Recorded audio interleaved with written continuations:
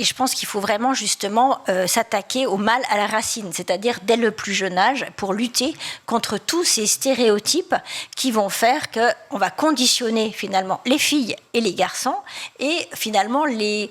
restreindre dans leur droit à la projection future, qu'il s'agisse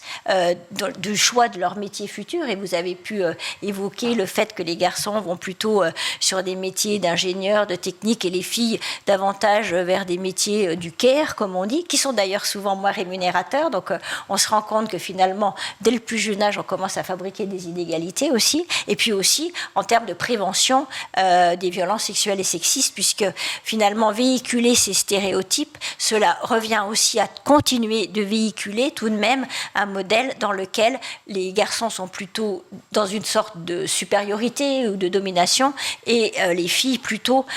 dans une sorte de soumission, d'acceptation. Donc on voit bien que sur ces deux champs, il est impératif de lutter. Et donc c'est pourquoi il faut que l'école lutte activement contre ces stéréotypes. C'est à travers notamment l'éducation à la sexualité, et c'est tout ce sujet. Ça suffit 3 cours par an? Alors, je pense que ça suffit peut-être pour l'école, mais je pense que le champ de l'école, je ne sais pas si ça suffit pour l'école forcément, en tout cas, c'est déjà le champ qui est prévu par la loi de 2001 et qu'il nous faut à tout prix faire respecter, puisque jusqu'à présent, il n'y a que 15% des établissements scolaires qui mettent en œuvre cette loi. Donc, notre premier objectif, c'est déjà de faire en sorte que cette loi soit appliquée. Et puis aussi,